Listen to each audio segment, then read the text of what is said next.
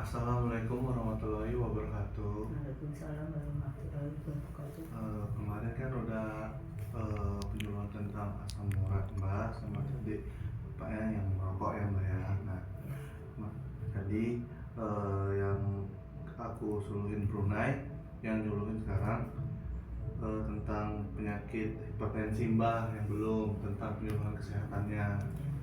Nah, sebelumnya Mbak udah tahu belum hipertensi itu apa? Belum ya. Hipertensi atau tekanan darah itu tinggi adalah suatu keadaan di mana tekanan darah sistolik 140 mm air raksa dan atau tekanan darah diastolik itu pernya Mbak, pernya itu 90 udah termasuk tinggi itu. Umpamanya 140 per 90 ke atas itu udah tinggi Mbak. Nah, jadi Mbak udah tahu kan ini pernya berapa ininya. Jadi kalau tekanan darah 140 per 90 atau 100 udah tinggi tuh Mbak. Iya.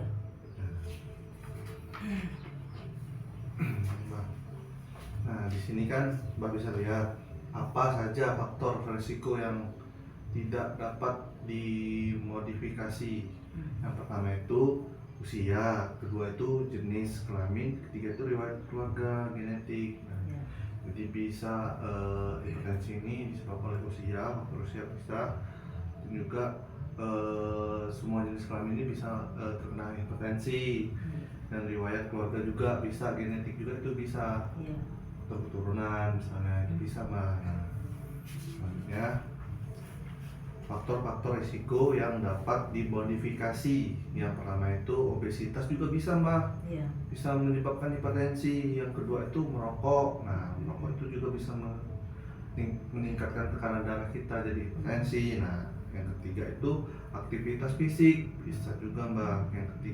Yang keempat itu diet tinggi lemak. Nah, bisa.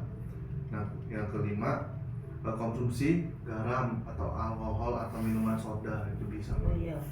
Nah, yang keenam itu psikososial dan stres. Mbaknya banyak pikiran, apa yang Mbak pikirin nanti kan kemarin Mbak tensi 140 per 90 kan. Mbak kepikiran terus nanti bisa naik lagi tensinya. Nah, dipikirin nih Mbak ya, ya positif aja.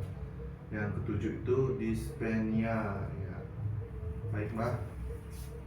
Selanjutnya komplikasi hipertensi udah tahu belum Mbak? Belum. Komplikasinya? Belum tahu.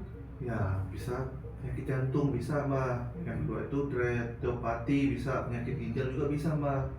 Penyakit ginjal itu disebabkan karena Mbak terlalu banyak mengkonsumsi obat kimia. Jadi ginjalnya itu bekerja keras gitu Mbak. Kimia itu kan kita konsumsi terus, kita nggak tahu dosisnya itu tinggi apa gimana itu. Nah, yang keempat itu gangguan saraf bisa tuh Mbak. Yang kelima itu bisa stroke Mbak. Kalau jarang tidur, begadang, itu bisa mengakibatkan Mbak stroke. Nah, selanjutnya apa saja gejala hipertensi? Nah, gejalanya Mbak nih. Di sini kan Mbak bisa lihat gejalanya itu sakit kepala, kedua itu pusing, ketiga itu penglihatan kabur, keempat itu gelisah, kelima itu rasa sakit di dada, yang keenam itu mudah lelah, yang ketujuh itu jantung itu berdebar-debar Mbak. Mbak berdebar-debar nggak jantungnya? Iya. Baik Mbak, selanjutnya bagaimana pencegahannya ini? Bagaimana Mbak pencegahannya? Belum tahu kan Mbak? Belum tahu. Belum tahu. Nah, sekarang Mbak aku jelasin nih. Yang pertama itu pencegahannya itu satu, cek kesehatan secara rutin. Yang kedua itu hindari asap rokok. Yang ketiga itu rajin aktivitas fisik, melakukan senam, penurunan hipertensi. Senam itu Mbak. Ya. Yang keempat itu diet seimbang, makan makanan sehat, minum jus contohnya itu jus ini Mbak, jus alpukat bisa, jus belimbing bisa, jus ledri bisa, sama yang aku bawa ini sampel dari daun salam ini Mbak. Daun salam ini direbus diminum itu di pagi sama sore hari. Iya. Nah ini obat ya, tradisionalnya. Yang kelima itu istirahat yang cukup mbak, jangan begadang. Iya. Yang keenam itu kelola stres ya, mbak jangan kepikiran stres, pikiran apa, berpikir yang positif, sehat, Iya. pasti bakalan turun. Insya Allah turun ininya mbak. Iya. Nah selanjutnya kalau darahnya turun tuh kalau mbak nggak stres. Bagaimana cara pengendalian hipertensi? Yang pertama itu periksa kesehatan secara rutin, ikuti anjuran dokter mbak. Yang kedua itu atasi dengan pengobatan yang tepat dan teratur. Yang ketiga itu tetap diet dengan gizi seimbang. Gizi seimbang itu misalnya mbak itu kurangin konsumsi garam yang berlebih, sama apa kayak bumbu-bumbu kaldu segala macam itu dikurangin, mbak yang berbau asin segala macam itu hindari. Dan mbaknya gizi seimbang itu maksudnya ya mbak itu makan makanan yang sehat. Dan contohnya itu kayak sayur-sayuran, kayak buah-buahan, jus belimbing, wortel, daun sirsak itu bisa, jus alpukat, tanpa gula itu yang banyak, itu syaratnya. Yang keempat itu upayakan aktivitas fisik yang dengan aman. Nah itu kayak misalnya harus mengikuti senam hipertensi, terus mengikuti rutin senam. Yang kelima itu hindari asap rokok dan alkohol dengan zat yang lainnya. Hindari orang merokok. Kalau misalnya bapaknya atau siapanya atau emasnya atau anaknya merokok, dihindari mbak asapnya itu.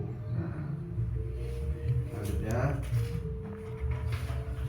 tips mengontrol hipertensi, mengontrol tekanan darah tinggi. Udah tahu belum mbak ya? Belum kan? Belum. Nah, ini saya kasih tahu ya mbak ya. Nih, satu itu ketahui tekanan darah.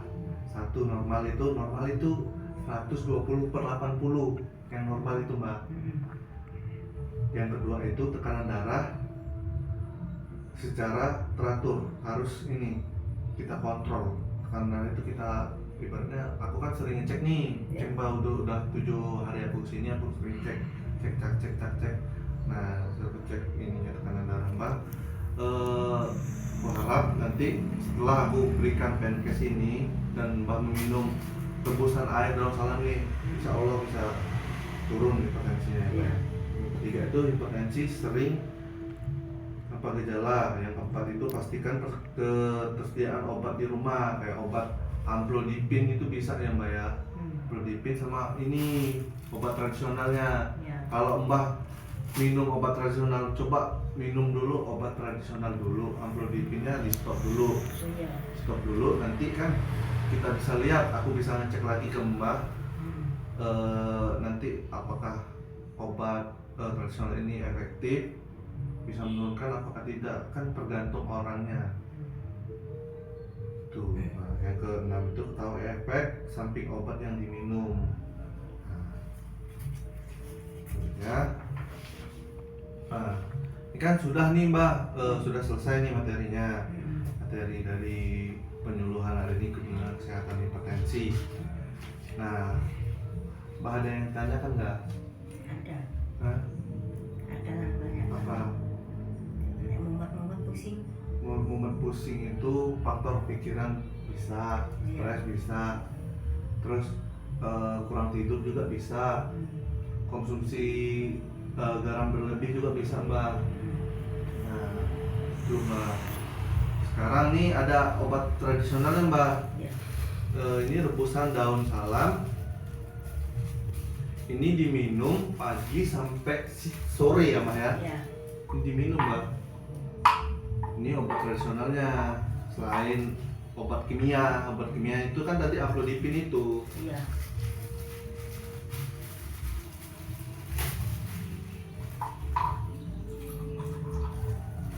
Bisa diminum mbak.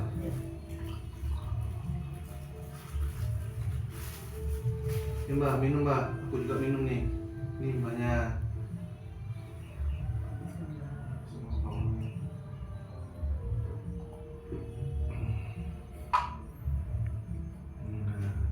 Nah, kan udah kita kasih ini Ya. apa namanya penyuluhan tentang kesehatan, tentang hipertensi ini, cara penurunannya apa, ini apa. Iya. Nah sekarang aku tanya Mbak, aku tanya nih, Mbak kan udah paham nih Iya. tentang penyuluhannya. Nah katanya obat tradisionalnya itu apa aja Mbak? Bisa disebutin nggak? Gudung salam, Terus? gudung sesa, Heeh. gudung alpokat. Heeh. Nah ini Mbaknya udah ngerti. Ya. Kan udah Brunei udah 7 kali kesini, udah ngecek Mbaknya, udah ibaratnya memberikan kesehatan tentang asam urat, terus bapaknya itu merokok dan Mbaknya ini hipertensi juga. Nah Ya. Brunei kalau ada salah kata apa mana itu udah minta maaf ke Mbaknya. Nanti kalau Mbaknya ada yang ditanyakan lagi mulai minggu depan apa tanggal berapa itu ya kan Brunei masih di sini. Brunei pamit nih Mbak, besok kan Brunei udah nggak di sini lagi, ke panti jompo besok Seninnya. Panti Jompo. Jompo. Nah ini ada ini Mbak, leafletnya ini bisa dibaca-baca buat Mbah sama buat anak Mbah nanti. Iya. Jadi baca-baca tentang hipertensi itu ya Mbak ya. Jadi Mbah, keluarga Mbah bisa sehat dan dari hipertensi. Di situ juga ada apa namanya obat tradisionalnya, pencegahannya, penyebabnya apa, makanannya yang harus dikonsumsi apa. Mbah. Kalau udah nggak ada yang ditanyakan, Brunei akhiri. Wassalamualaikum warahmatullahi wabarakatuh. Terima kasih ya Mbak ya.